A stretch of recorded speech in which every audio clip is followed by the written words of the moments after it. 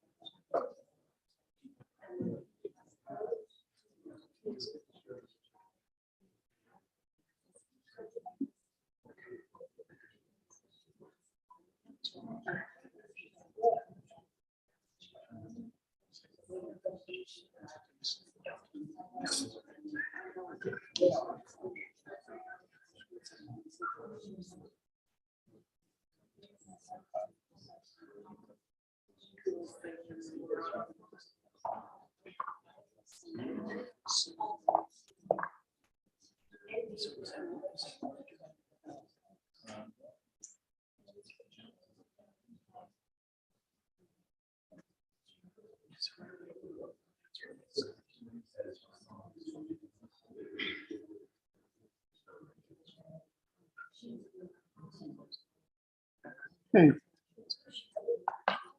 See you all the time now. How you I knew Steve. Steve's one of my best friends. Okay.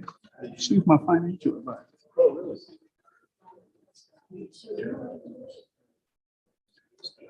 you know that Tom's one of the best? Yeah. So that was really good.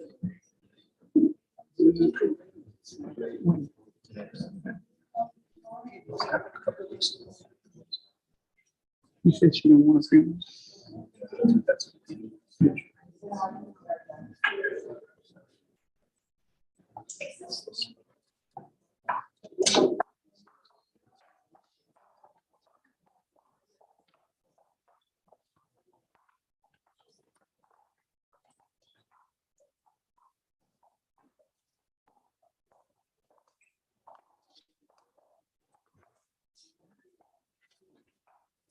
Ladies and gentlemen, this is a perfect time to make sure our cell phones are turned off for the service.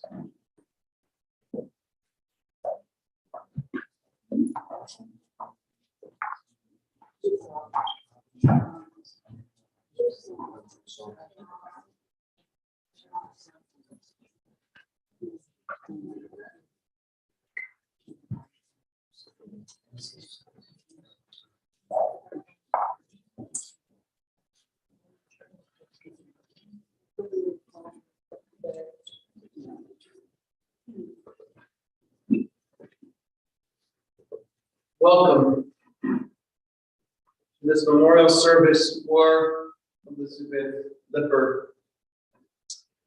Begin with the chanting of the 16th Psalm.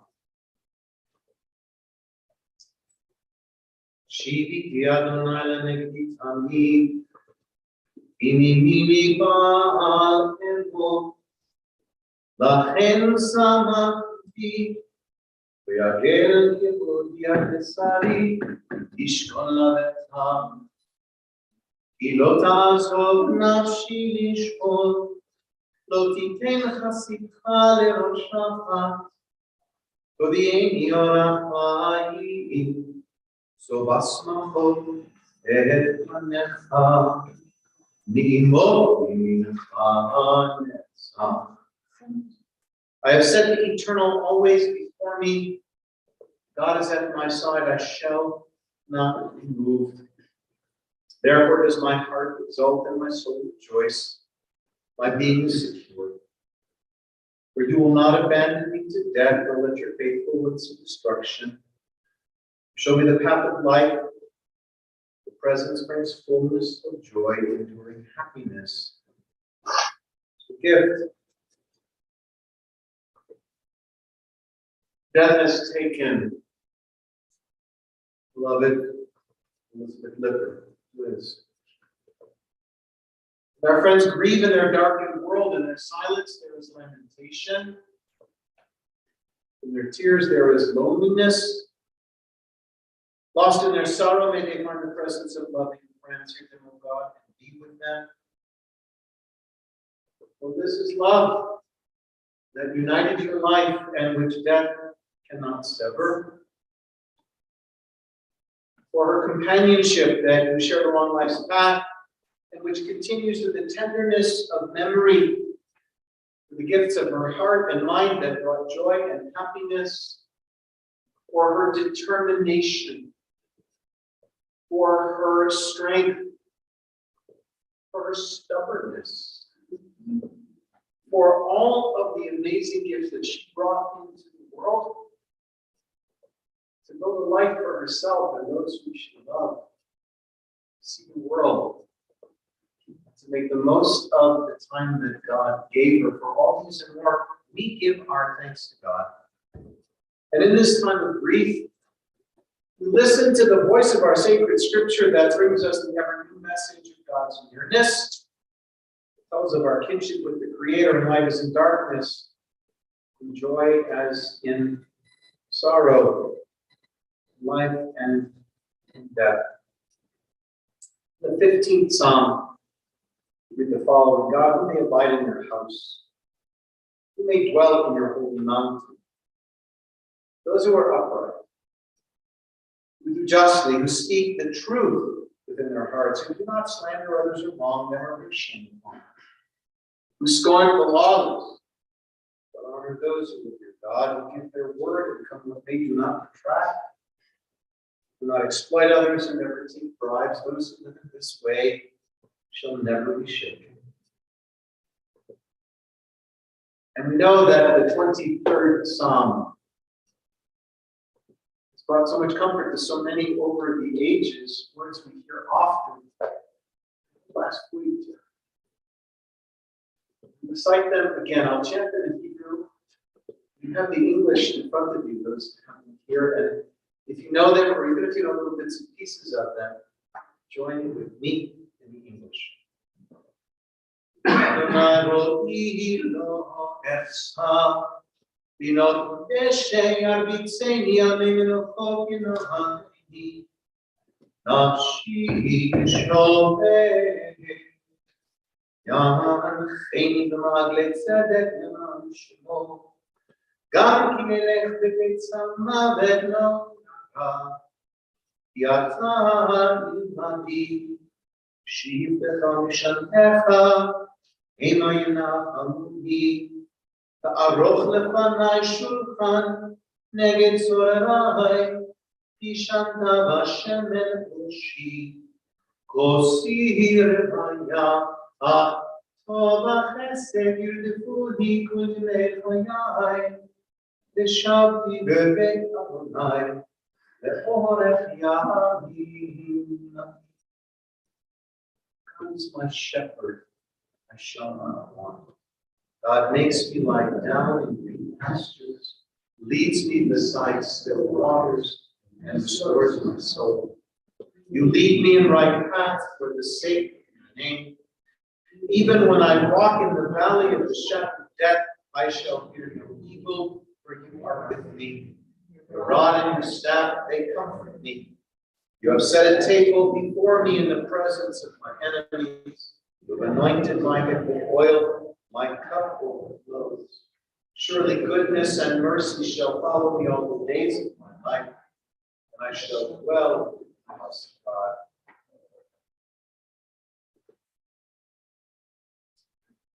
few moments ago, when Steve and Judy and Maggie tore ribbon, we recited these words from Job. God has given, God has taken away. Blessed be the name of God. An ancient people, we are well acquainted with grief in the valley of shadows. Death and sorrow are not strangers to us. Yet the centuries have taught us that a good name endures beyond the grave and that there is strength in faith. And so with Job, we say, Adonai Natan, God, you have given. You gave us Liz Lippert, who will not be forgotten. And for all that was good and all that was enduring in her life, we offer the deepest thanks of our hearts. Adonai Lakach, and God, you have taken away.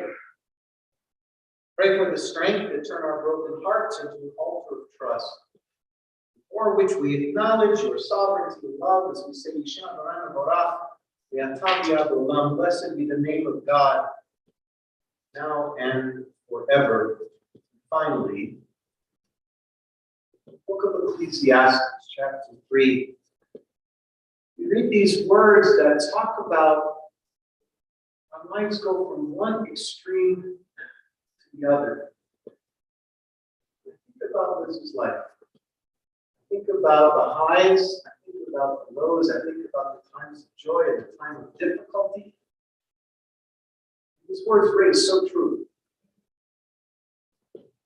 For everything there is a season, a time for every experience under heaven. A time to be born and a time to die, a time to plant, a time to uproot what is planted. A time to tear down, a time to build up. A time to weep and a time to laugh, a time to grieve and a time to dance. A time to throw stones, a time to gather stones.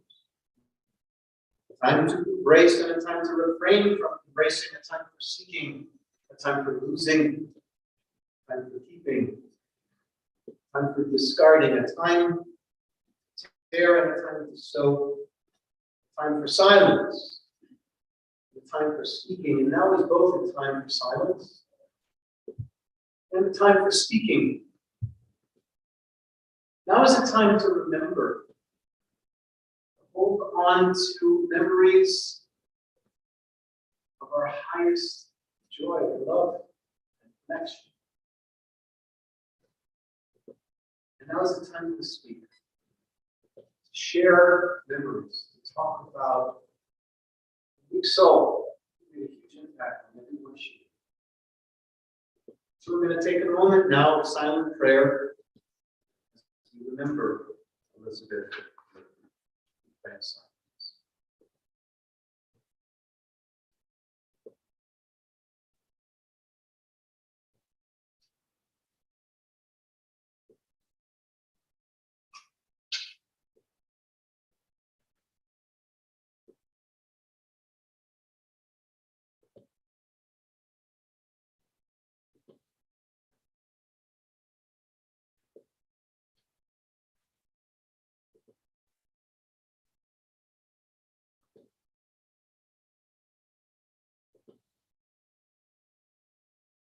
Yesterday, when we sat talking about this service, talked about a piece of music that I could sing with this.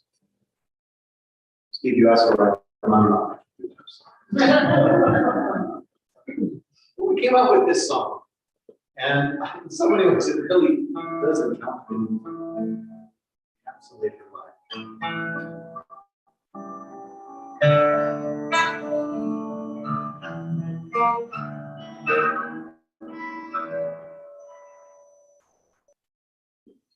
Now, end is here, and so I face the final curtain. Friend, I'll say it clear, I'll state my case, of which I'm certain. I live the life that's full. I travel each and every highway, and much more than this, I did it my way. Regrets, I had a few, then again, too few to mention. Well, I did what I had to do, and saw it through without exemption.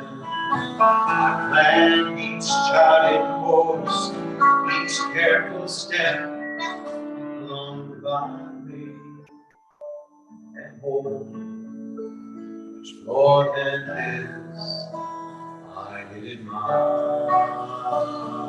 way. Yes, there were times I'm sure you knew when I put on more than I could chew, and through it all, when there was doubt, I ate it up and spit it out. I faced it all, and I stood tall and did it my way. Oh, I've laughed and cried, I've had my fill, my share of losing.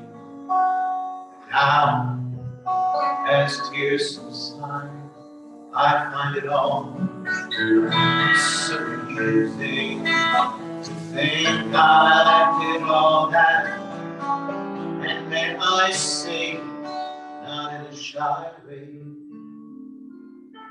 Oh no, no, not me. I did my way.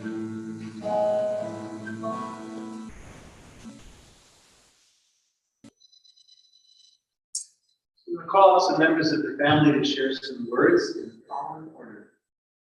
Maggie Lynn is a sister, followed by grandchildren Coulter, Allie, and David. You're going to share a poem, and then Steve. Maggie.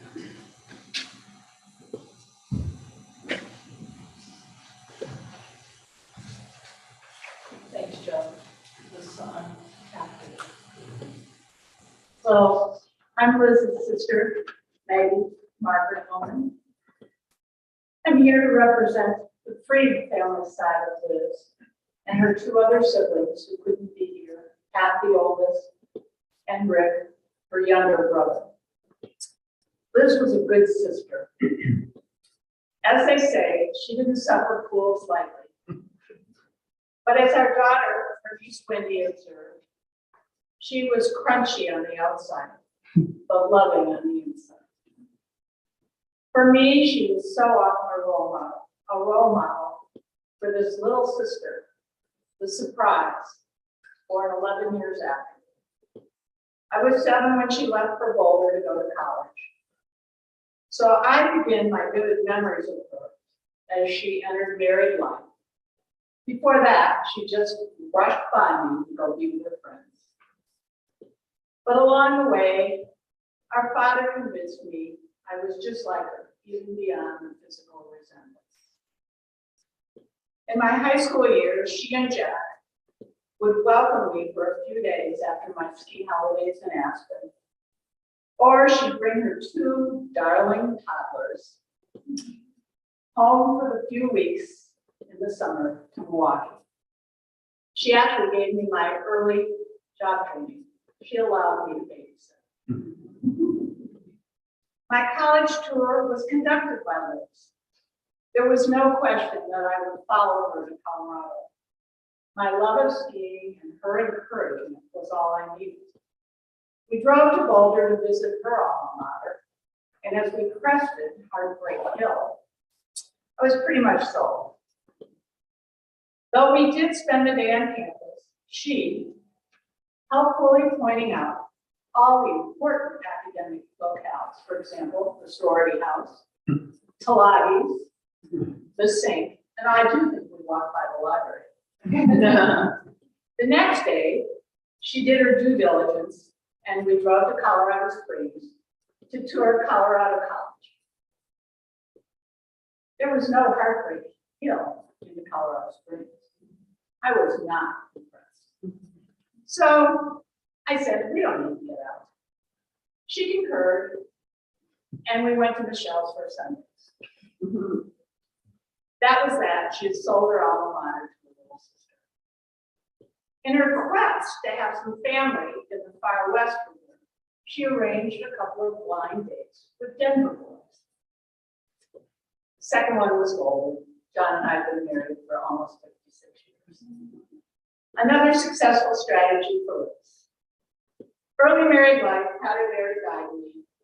Often in a smaller Denver, we were mistaken for one another.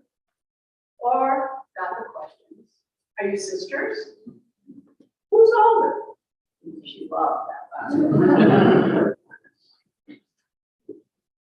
One year, as she left for the kids to go to Milwaukee again, she dropped her brand new Mustang off in front of our apartment building for me to borrow. We only had one car.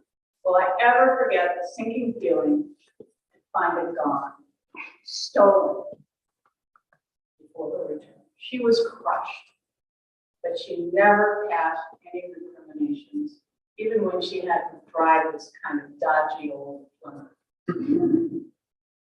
We shopped together, played tennis together, rather competitively, I have to admit. Even quit smoking together, joined Weight Watchers together. And to clean up the results of our smoking is why we joined Weight Watchers. Subsequently, we were both asked to go to work for Weight Watchers as lecturers, a job we both loved and gave us confidence for entree into more professional work. Although John and I moved to Colorado Springs, Liz and Bill, Steve and Judy, and we and our kids would celebrate many holidays together.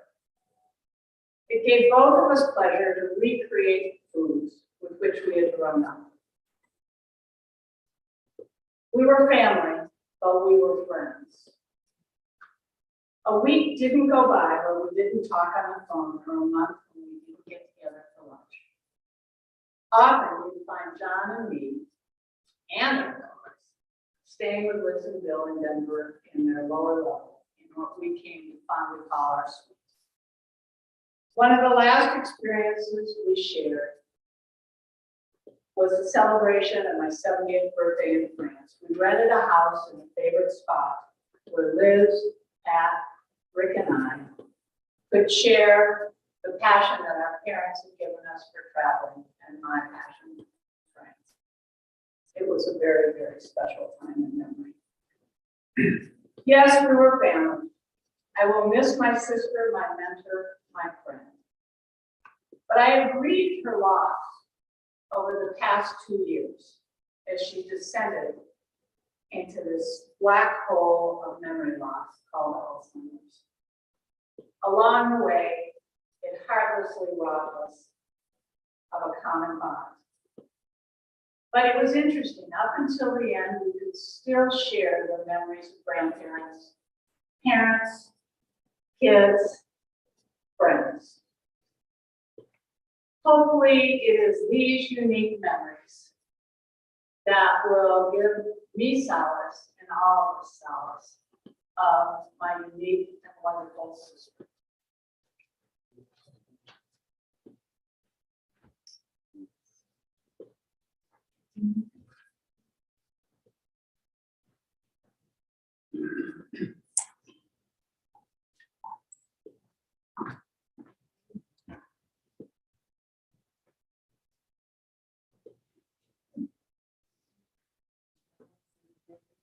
I'm Allison. I'm Liz's granddaughter, and I live in Los Angeles. And we had great phone calls. Every time Nani and I finished a phone call, it was the same question: are you happy? I said yes, and she said that's all that matters. And this is a voicemail that Mom got not too long ago that made me feel the love that she showed us. I made a t-shirt that has a kiss on the front and a hug on the back when I couldn't come home for Hanukkah. Oh, okay, hope it's loud enough.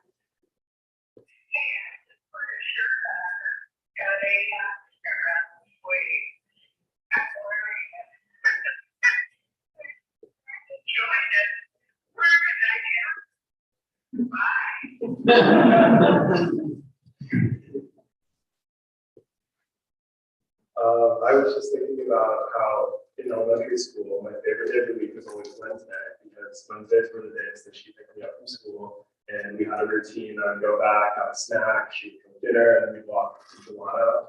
And I just loved those days. They were just so fun. We played games and we just spent so much time together. And occasionally I would just miss those days as I grew up, but we would always, they evolved into just amazing travel together, amazing dinners, all the way to the end. And I always look forward to those times with just as much joy. When each of us had a bar bat mitzvah, Liz took us on a trip, and it was in the height of the Harry Potter craze, and she and I went to England, and I had not been in a position where I was unsupervised with television for an extended period, and I had the opportunity to watch what felt like endless movies throughout our flight there, and I arrived exhausted and made it to our first hotel with our group, and everyone was getting cleaned up, and I took a shower and I fell asleep in the shower. And I awoke to Liz banging on the door because I had flooded a historic, beautiful inn. And though she was tough, she showed me so much friendship and camaraderie in that moment. And she backed me up with the other folks who were in my head, ruined our trip. And I just think that really speaks to our experience with her as a grandma. She just was extremely loving, and Yeah, the song My Way was definitely very reminiscent of her, but when it came to her grandchildren, it was definitely our way.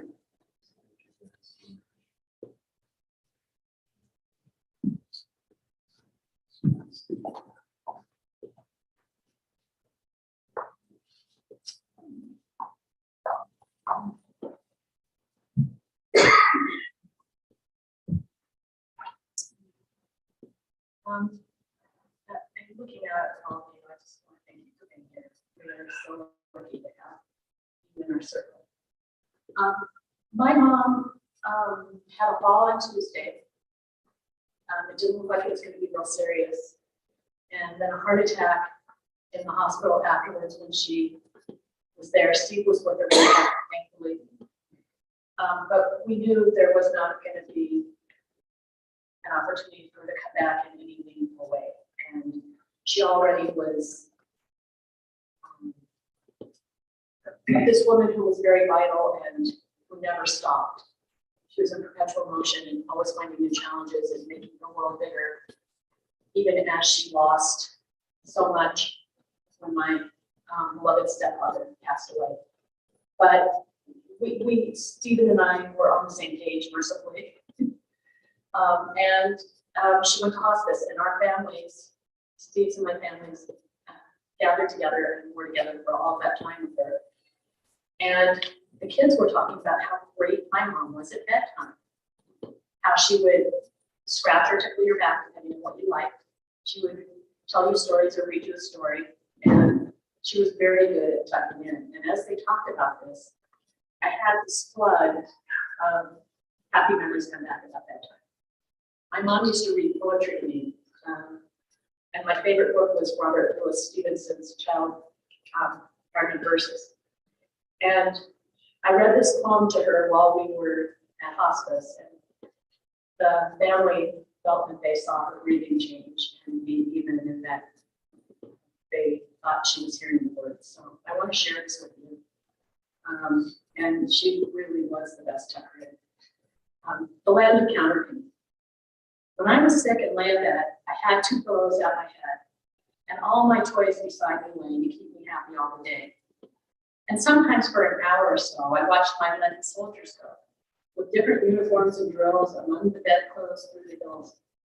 And sometimes sent my ships in fleets all up and down among the sheets, or brought my trees and houses out and planted cities all about. I was the giant, great and still, that sits upon the pillow hill and sees before him dale and plain, the pleasant land of counterfeit. Just wanted to talk about it.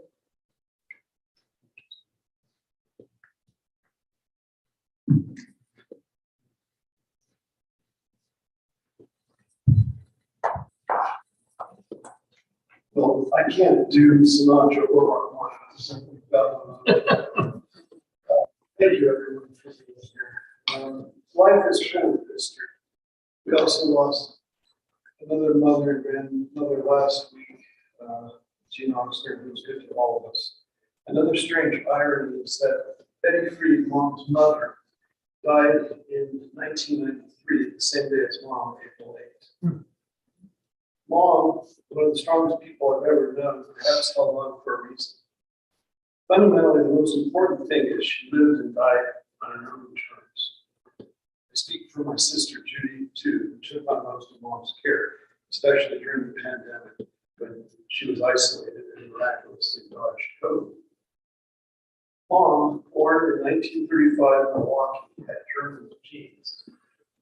Though 2 generations removed, they permeated deeply from saying Gesundheit to her sensibilities and work ethic. Things were black and white, not much gray. She was whom you asked if uncertain the right thing to do under the circumstances. Growing up, we were middle class. Remember when there was one? We were less affluent than others in our circle, but lacked for nothing. Mom had high standards, saw to it that we had what we needed, whether it was a new Schwinn Stingray or braces. We had it. Money came later in life, but we were inculcated with the austerity gene, and Mom, showing her German roots, preserved it, not squandered it. She knew how hard her grandparents worked to build a foundation, and that passes on to many generations. Her grandfathers set the stage. Gustav Fried and his brother, Louis, started and ran a small country bank, Mayor State Bank. It was not serendipity, but smart strategies that started it in tiny South Whitley, Indiana. He and Louis grew old. It was sold to a bigger Columbia City Bank, then went to Indiana State Bank, then National Bank of Detroit, then First Chicago, then Bank One, then J.P. Morgan. This is a minnow ending up a whale. Good karma comes from hard work, also a good lawyer. My uncle Al Rieselbach structured it 60 years ago. So many people had a hand in what benefited 3 generations before ours, and now 2 more. Mom was not a son, but her father did Freed. Always knew she had what it took to do business when working was not the path of most women. Mom was exposed to the good things in life through her parents, Dick and Betty. Mom traveled all her life. Her first trip to Europe shortly after the war, age 16. She became a world traveler and imparted that to us. Life gives us an amazing rich amalgam of our forebears. Our trips with her growing up were in Milwaukee every summer, where we saw aunts and uncles and cousins. We also went to Mexico as kids. We met in Italy when I was in college in England. She took each of her grandkids at age 12 on a trip of their choice. David to England, Allie to Italy, Coulter to Israel and Jordan. She was married to Bill for 40 years, and they went everywhere. Big trips yearly from Antarctica to every continent. I prefer to forget the matching double knit leisure suits they wore to England in the 70s. Mom brought stability and continuity to our lives. Her Bridge Club spanned 60+ years. Lifelong friends are like family. In recent years, she made good duplicate Bridge friends too. Bringing Bill into our lives was good. She traded me our dog Butterscotch if she could have Bill. Bill brought another gene to the pool by osmosis, his word, which expanded our horizons emotionally and intellectually. My joke was that the people our parents married for the second time brought sanity to the family. But Mom's siblings, Meg and Gilman, had the most presence in our lives. She fit between Mom's and my ages in the middle. Someone to horseback ride with, ski, and do all the fun stuff. She was there to help mentor us during the difficult decisions this week. Mom introduced Megan to John, without whom I would never have made my science projects or had a constant source of free medical advice. Mom knew she needed to go to work when her first marriage was failing. Her father supported her decision, though he was brought up, as was she, when women were housewives. She started as a secretary at State Mutual, but naturally rose to be her own boss in the insurance and financial planning business. Mom prevailed in convincing me, despite my wild roots, to take various insurance given my adventurous streaks. And she also helped me establish my IRA about 35 years ago. Conservative financial strategy, liberal democratic politics, take your pick. Life is about nuances. And then there was Playboy. Mom and Bill were liberal philosophically, but what the hell? You can teach the kids about sex without an actual conversation. Starting about age 12, we got it for the articles. I just wanted to say Mom supported me in so many fundamental ways. Early on, it was horses. They're not a rider. She understood it was an important part of my childhood. Later, she supported my graduate degree in England. She wanted me exposed to so many things, but not to feel destined for the path I ultimately took. In her words, family business are at best worse. She knew, but she also saw the benefits. She saw it in her family and later ours. But hey, it's in our genes, or as I like to say, shirts. And if we are any good, we make it better than it was before we started. Mom gave me a German obsession with detail, being organized and practical, being on time. Lucky I'm not schizoid, given my father's artistic license. However, we get to be the best of our parents, and for me, my mom gives me the nature to do what I do. One of the strangest twists in our family history was when Mom became friends with Candy, Dad's second wife, after they had parted. It was a cosmic closure of the circle by two of the most important people in our lives coming together and being part of our later lives in a new way. Sometimes life is messy, but Mom was obsessed with order. A story that makes me smile is one Gretchen Bunn and Mom conspired not to tell me. They both worked in the same Cherry Creek office building. One day in the 90s, Mom had road rage before road rage was a thing. Hey, she was ahead of her time. It happened with Gretchen and she vying for the same parking space. Mom met her match. Gretchen being a leading cable TV executive was no pushover. Cooler heads prevailed once they realized who the other was, at which point they sheepishly agreed to keep it secret. Mom had a funny sarcastic story. The first time Wendy and I went to a special event with Mom and Bill, we were on the way and Mom warned Wendy, there will be lots of Jacks there.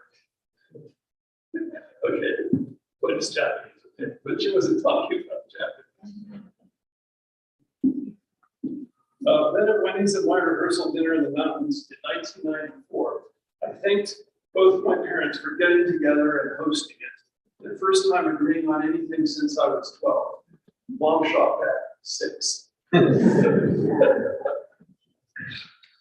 Marie, a close family friend, described Mom as elegant. Charlie, a Bristol friend, added refined.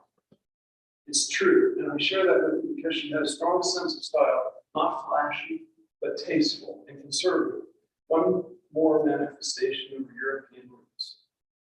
These last weeks have been very meaningful.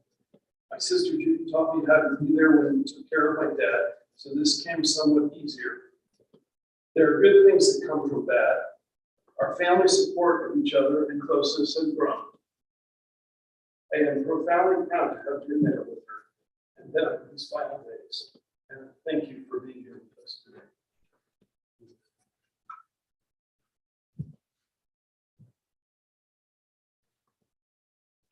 Thank you, Steve and Judy and Coulter Alley and David, Maggie.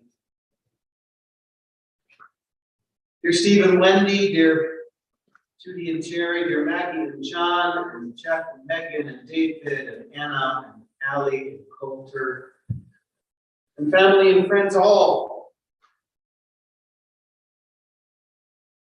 It's surreal to think that less than a week ago, so many of us were here in the same space, saying farewell to Jean Oxley.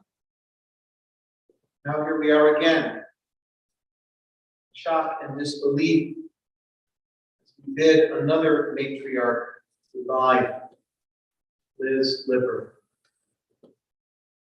It is in moments like this that we begin to come to grips with both the mysteries of life, the reality of death.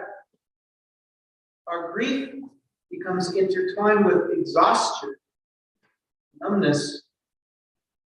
And in our darkness, we look for light. Perhaps we can find a glimmer of comfort in the love we share with those we lost, in the caring and concern of loving friends who serve as a bulwark against the finality of death.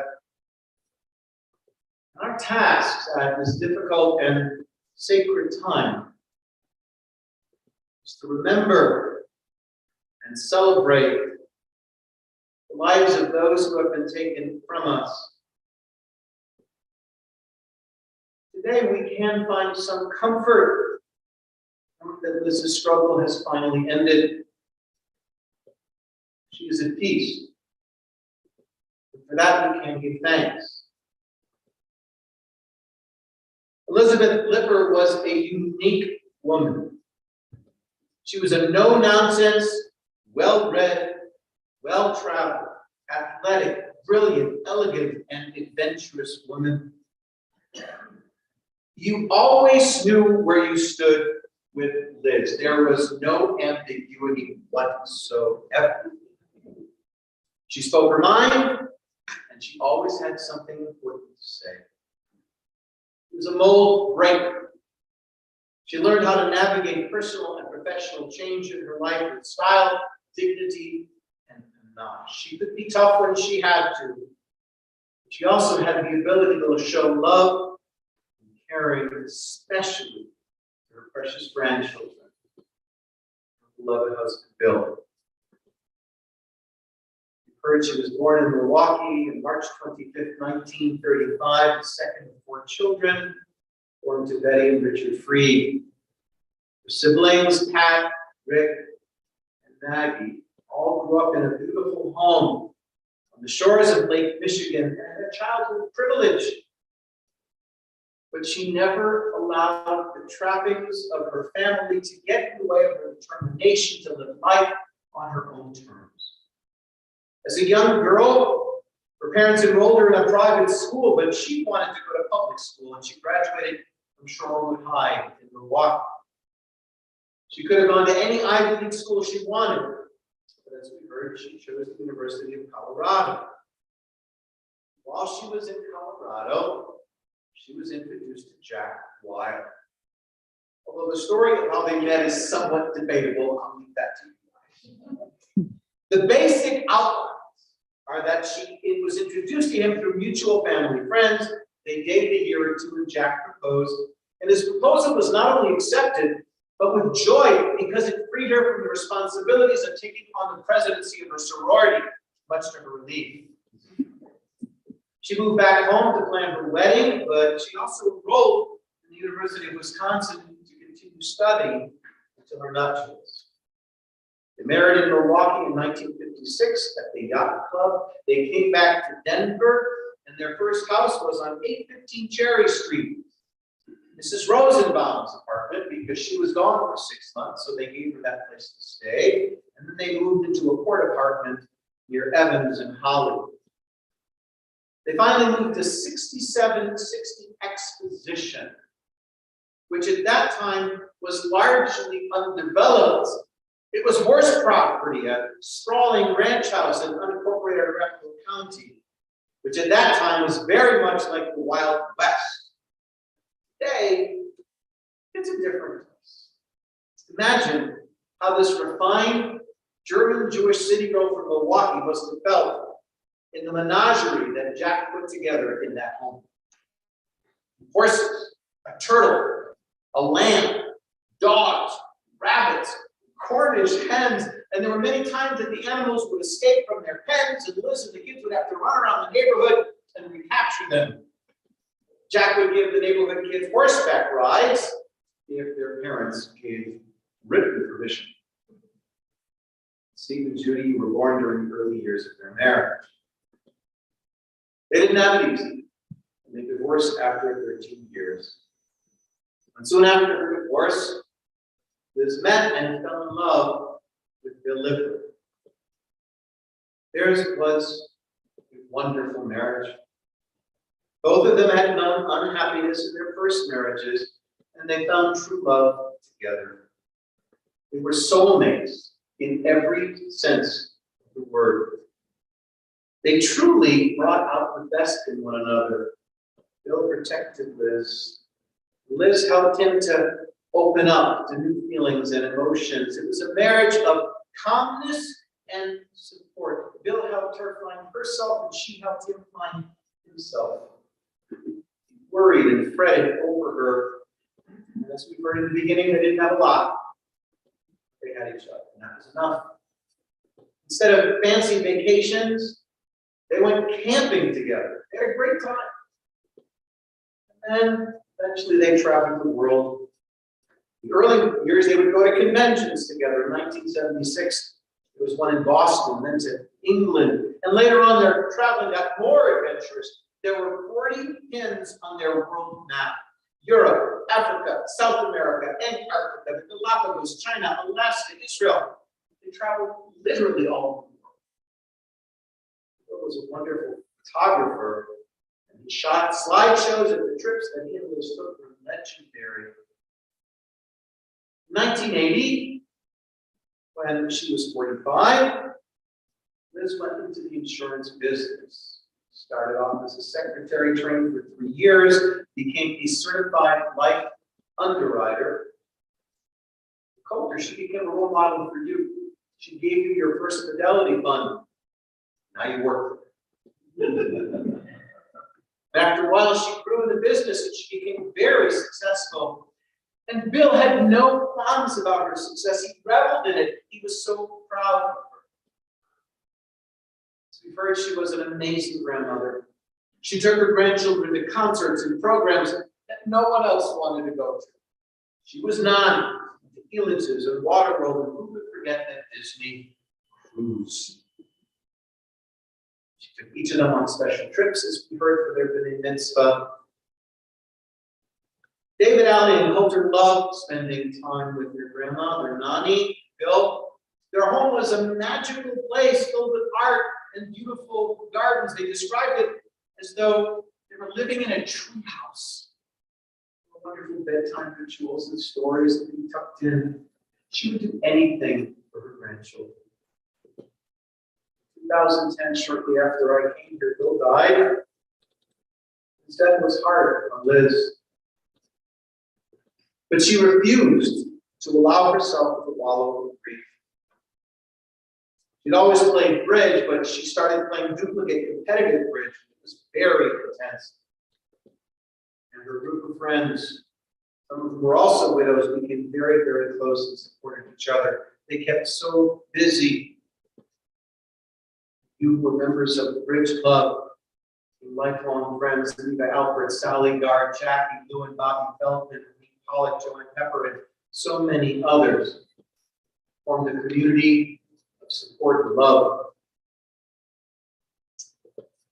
These last few years were difficult. The isolation of COVID took its toll physically and mentally. And as she began to lose her grip on reality, she also began to soften a bit, at least in the beginning of her illness. You shared with me how as your mom's illness got progressively worse, she began to open up with you in ways she never had before and shared things that you never knew about her. We're closer together. I know that if there's any blessing from her illness, it was this. Towards the end of her life, she was very clear about the gratitude she had for the many blessings she had experienced, along with the reality of the disappointments in her life as well.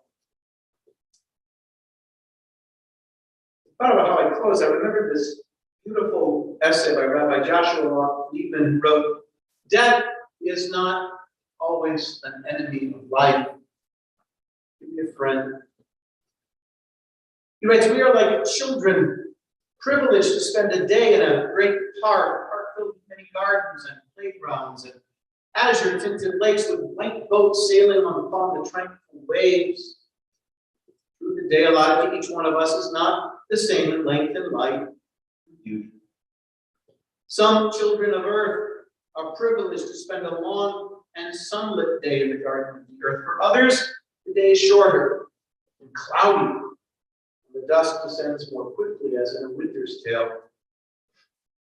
And for each one of us, the great nurse, death, takes us by the hand, quietly says, it is time to go home. Night is coming. It is bedtime, child of earth. Come tired. Lie down at last in the quiet nursery of nature. Sleep. Sleep well. The day is gone. So Liz is under the tucked in. For a life that was well lived, a life filled with adventure and difficult. Love. We bid shalom to Elizabeth Lippert. Zichrona lebracha. May her memory be for an eternal blessing. Let us all say, Amen.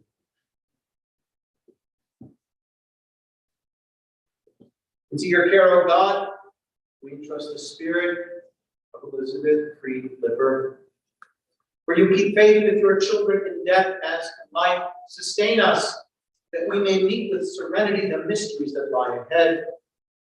Knowing that when we walk through the valley of the shadow of death, God are with us, a loving friend in whom we put our trust. For the light of our life, our hope in eternity. I'm going to ask us now to rise as we are able for the El Maleh Rachamim prayer for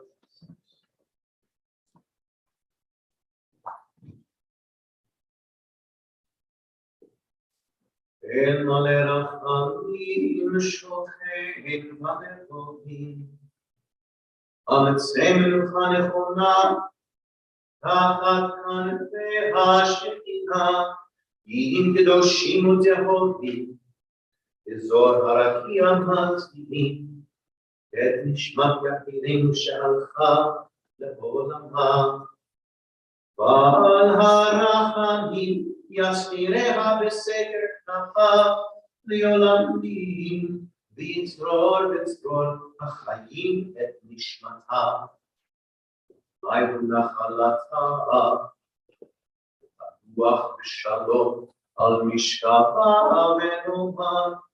Amen. Passionate God, eternal Spirit of the universe, bring perfect rest in your sheltering presence. Elizabeth Lippert, who has entered eternity. O God of mercy, let her find refuge in the shadow of your wings, and let her soul be bound up in the bond of everlasting life. God is her inheritance. May she rest in peace. Let us all say, join now together in the words of the mourners Kaddish, these words that have bound generation together. Yitgadal, v'yitkadash Shemei Rabbah. V'alma divrach Yehutei, v'yamlich malchutei, v'chayechonu yomechon, v'chaye dachol beit Yisrael, v'agalam u'tzman karim v'imru v'nen. Hey, Shmei Rabbah, v'barach v'alahu l'amnei Almayah.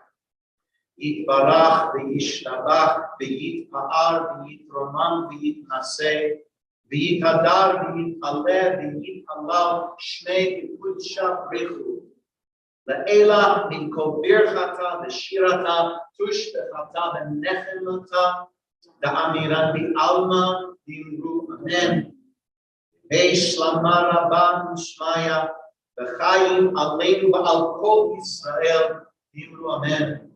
Oseh shalom v'ramav hu ya'aseh shalom aleinu v'al kol Yisrael v'imru amen. May the source of peace who makes peace in places far beyond our knowing. Send peace and comfort to the bereaved are among us, and let us all say, amen. My friends, the families have asked that I let you know that this afternoon and early evening, you can pay condolence calls to the family at the home of Stephen Wendy Weil, 1025 Humboldt Street. There is parking in the driveway to the south of their home if needed.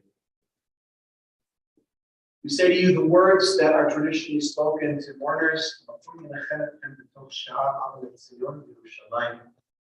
May God console you with all who mourn in Zion and Jerusalem, and let us all say.